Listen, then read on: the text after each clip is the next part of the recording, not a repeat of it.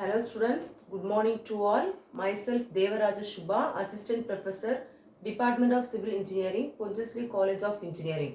The subject code is CE8702, Railways, Airports, Docks and Harbour Engineering. In this class, I am going to discuss about track stress and level crossing, which comes under Unit 1, Railway Planning and Construction. So first of all, I am going to discuss about track stress.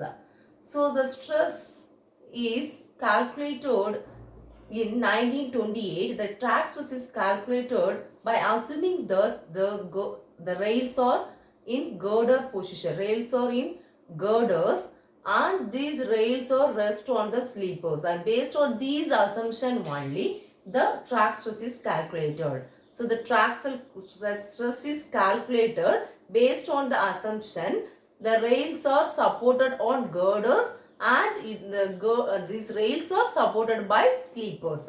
Based on this assumption, up to 1922, the track stress is calculated.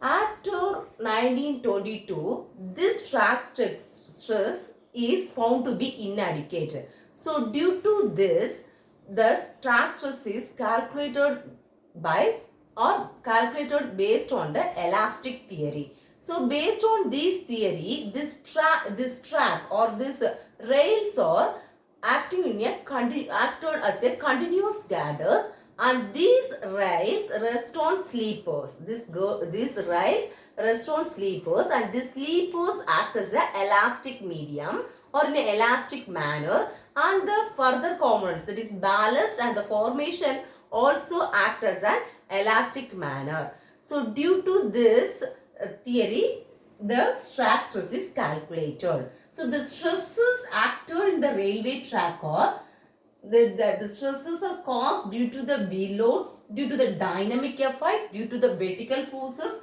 due to the horizontal thrust, due to the lateral pressure, and due to the irregularities. Then due to these stresses, what happens is the deformation takes place in the track. So due to this effect or due to this, due to the weight, the deformation takes place in the track. So that is said to be track modulus. So it is defined as weight in kilogram per centimeter length of rail that is required to produce a depression of 1 centimeter in the track. That is said to be track modulus. This track modulus varies with gauge, type, spacing of sleepers, nature of ballast, weight of rail section, etc. So this value varies from 28 to 140. So for broad gauge, the track mode value is between 70 to 84, and the value for track mode's value for meter gauge is 42 to 49, and for narrow gauge the value is 28. You all know what is broad gauge, meter gauge and narrow gauge. So this next I am going to discuss about what is initial track modulus and what is elastic modulus. So initial track modulus means when the load of 4 ton,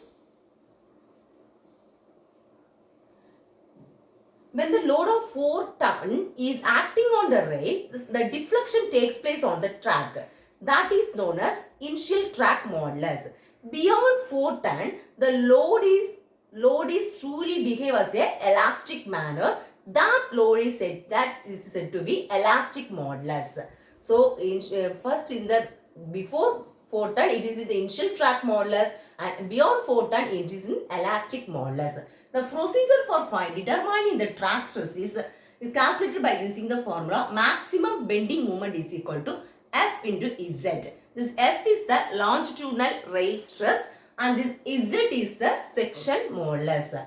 This for determining maximum bending moment is get complicated due to the following reasons. That is due to the speed factor and excess bending moment due to the leading rail, and hammer blow due to the driving wheel, steam effect due to the driving wheel, and the effect of wheel loads. So due to these factors, the maximum bending moment get reduced. So that reduction value is said to be virtual wheel load. So the net wheel load obtained after this reduction is said to be virtual wheel load. virtual wheel load. So this virtual wheel load is also said to be Talbot load. Talbot load. From this virtual load, the longitudinal drive stress is calculated. That also get reduced.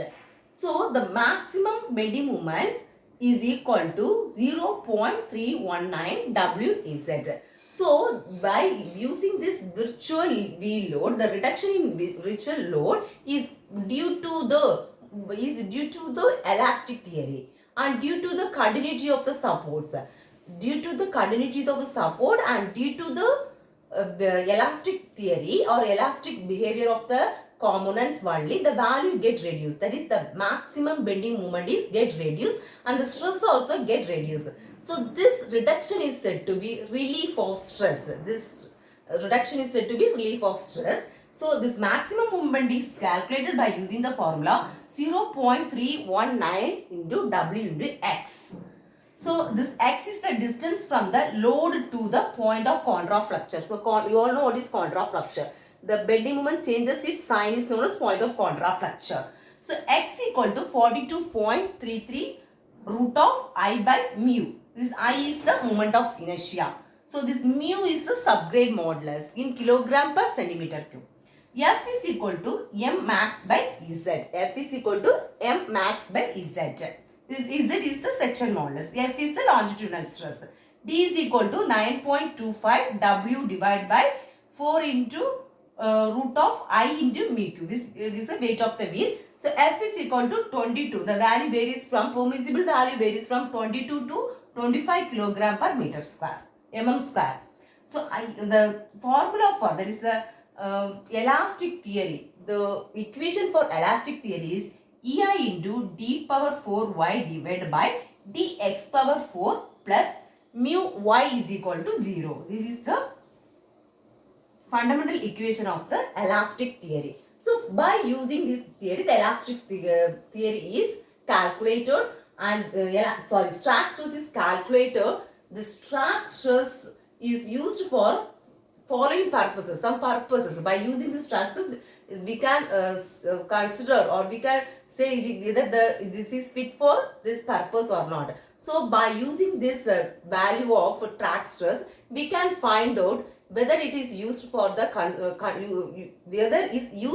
construction of new type of locomotives in a railway track, whether we can design a new railway track, or whether we can improve the track for higher speed and heavier loads. So these are the purpose of this Strag stress. So first what we have discussed is first Strag stress and what are the stresses are there, and next I have discussed about the track modulus and initial track modulus and elastic modulus, and next I have taught about the procedure for determining track stress. So next thing is I am going to discuss about is level crossing. Level crossing.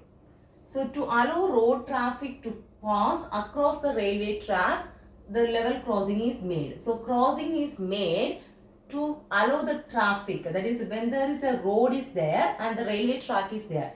Road is also passing, and if the railway line is passing in this area,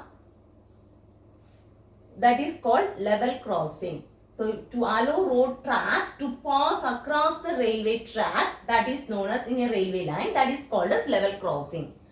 So this level of passing road traffic is same as that of the railway track, that is said to be level crossing. In the same level, based on the level only, the level crossing is divided into types, three types. That is level crossing, road over bridge and road under bridge. If in the level crossing, it is in the same level. In the road over bridge, the road is over the bridge. In this another type, the road is under the bridge. The level crossing, this railway track is above the bridge. Here the railway track is below the bridge. So this is the road over bridge. This is road under bridge. So here if the railway line or railway track or road is in the same line, that is same level, that is said to be level crossing. It is said to be level crossing. In the same level, the word itself we can understand, this is the same level. The crossing is in the same line. What are the crossings? The road line and the railway line. This is the same line, that is said to be level crossing. So this level crossing is classified into 5 types. So based on the, depend upon the class of road, depend upon the volume of road traffic. There is a different class of road, means low volume road, high traffic road. So this you have studied in the last semester. Then you transportation 1, that is highway engineering. So depend upon the class of roads, volume of road traffic and number of trains passing through it. Based on that, it is divided into 5 types. That is classified into 5 types. That is special class, A class, B class, C class and D class. So in special class, what it is? So this level crossings may be manned or unmanned. So manned means, what's the meaning of manned? There will be a gentleman to regulate the traffic. In unmanned means there will be no gentleman to regulate the traffic. That is manned or unmanned.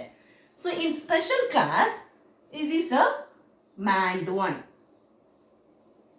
So this special class level crossing is placed in places where the busy traffic is there. So the gates are opened by the, always open. To regulate the traffic, the gates are always open. So when the train arrived, at that time, it is interlocked by the signals. So here in special class, it is manned. That already I told you is manned. So in manned means the 3 gentlemen are working in the 3 shift wise. For once in 8 hours, the gentlemen are working. So they will be regulating the traffic in the special class. That is manned.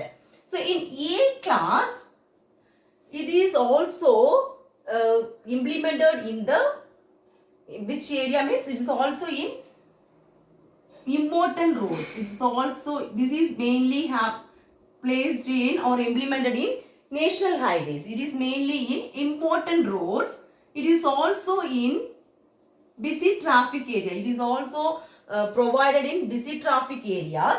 In this A class also same as this special class, it is also manned.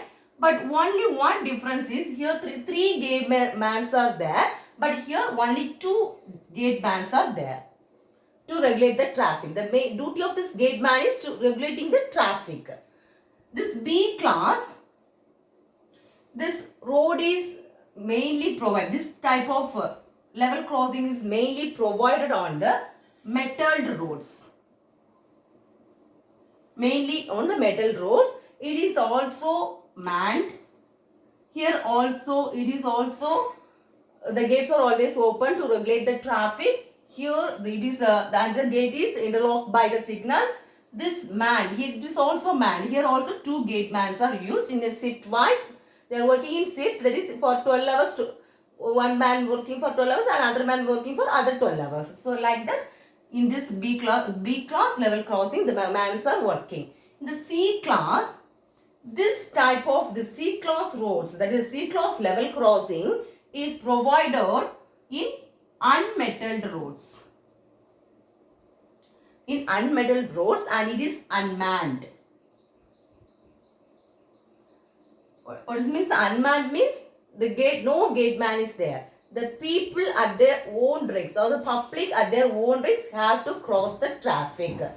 So no gateman is there to regulate the traffic. No gateman. So in this D, what's a D class?